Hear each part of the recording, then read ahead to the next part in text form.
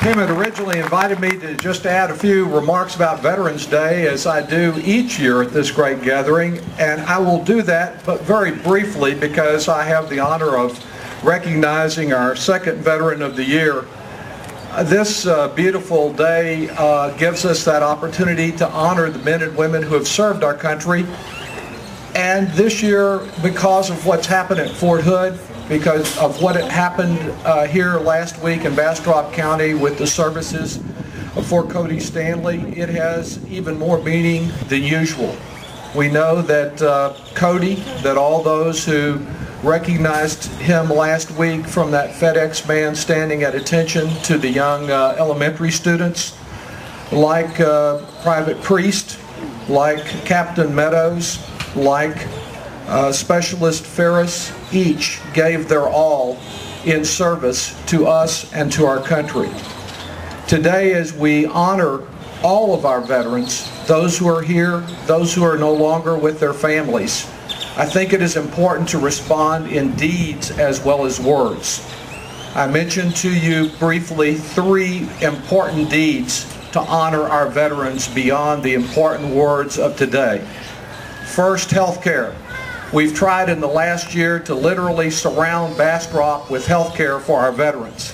Some of you joined us down in LaGrange. If you're in Smithville or Rosanke, having the first clinic of its type in LaGrange to deliver care there on a primary basis is important to our vets. And the fact that we're about to get construction underway of the largest clinic of its type to replace the Montopolis Clinic, 3 times the size of the existing clinic, twice as many people, and even a few more parking spaces, is very important in delivering the health care our veterans have earned.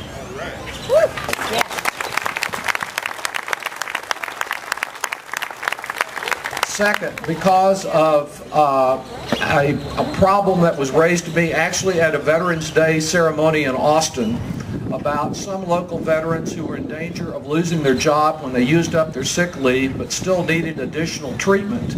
I've authored, and the House has now passed, the Wounded Veterans Job Security Act, so that our veterans will not have to choose between their lives and their livelihoods.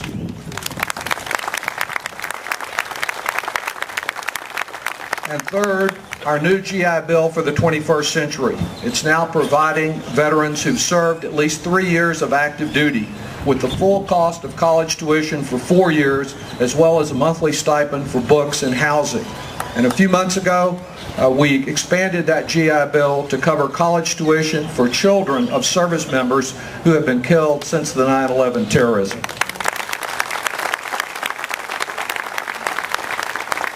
As we think of why we honor our veterans, and who could have said it better than these young people working with Major Doherty as they do every year at this ceremony, but as we think of their service, we think not only of the service on the battlefield, but the service that you see reflected here today, with leaders like Mayor Orr, Commissioner Pena, Councilmember Bill Peterson,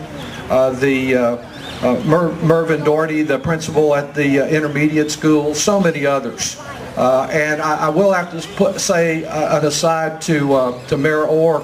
With Mayor Orr and Judge McDonnell, I always have to be a little careful about my Longhorn spirit. But I think you can see from the number of Longhorns that are here today that not even a football game in Waco can keep us away from honoring our veterans.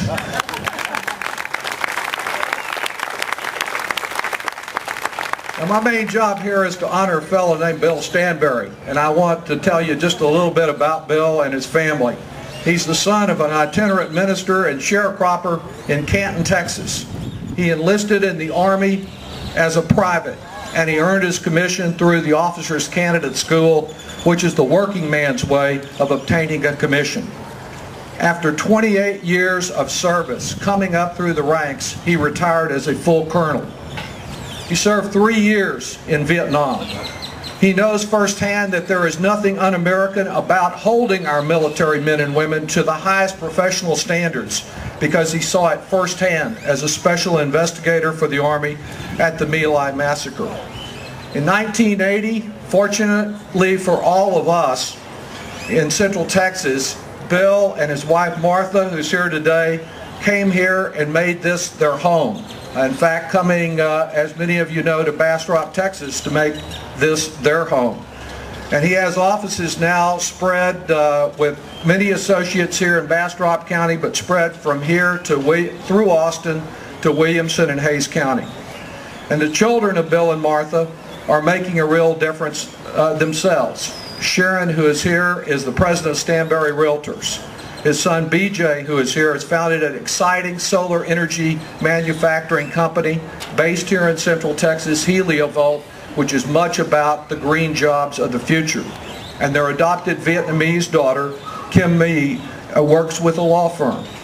Bill is truly a model of the grand possibility that America offers to each of its sons and daughters who are willing to work hard enough and who show the commitment to succeed. Now, Bill is not perfect. He confessed to me early on that he's a Republican. But he's got a few brothers and sisters here, I see. But during the 12 years that Bill has coordinated work between me and the Realtors Association, we've become much more than political friends. He was twice awarded the Legion of Merit. He was inducted into the Infantry Officers Hall of Fame. But through it all, Colonel Bill Stanberry has always honored the idea that was the motto for the U.S. Army War College that he attended in the same class with Norman Schwarzkopf.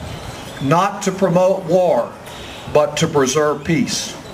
Like many of you, Bill recently expressed to me his strong feelings that we must reconsider our strategy in Afghanistan and that more troops does not always mean more security.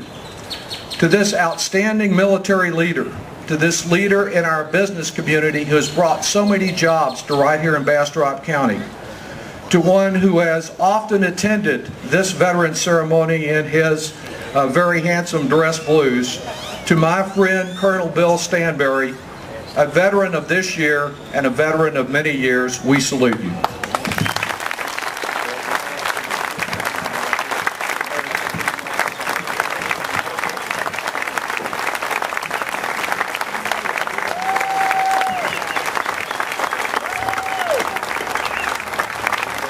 A very well-deserved applause for Colonel Stanberry.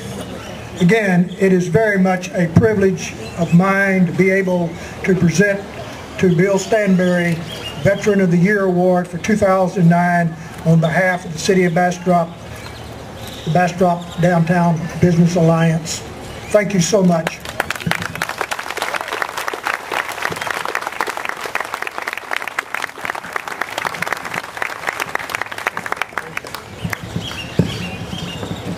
I probably don't need to say very much. As Congressman Doggett mentioned, I spent 3 years in Vietnam, 1 year with Special Forces and 2 years in the Yumen Forest area, commanding some 294 soldiers. I have never yet in battle met a soldier that didn't have a God. When you're getting shot at, you remember that there's somebody that's supposed to look after you and protect you. And I'm grateful to mine today for allowing me to be here instead of a name on the black granite works in Washington where there's 50,000 others. And I'm real grateful to them for their sacrifice. And I'm grateful and very respectful of their families that made probably an even greater sacrifice. Sometimes whenever a soldier goes away, it's the end for him, but the families have to live with it. So I am also very happy to see the turnout that we have here to honor all of those that have done the kind of, that have made the kind of sacrifice and that continue to make the kind of sacrifice that our young folks are doing. So I thank you for coming. I'm proud of this community because I don't think we have this kind of turnout in all the communities across the nation. Maybe getting better now because we're getting back a little bit to the way we used to be of appreciating those that make this kind of a sacrifice for us and appreciating what we have in the United States of America. Thank you very much.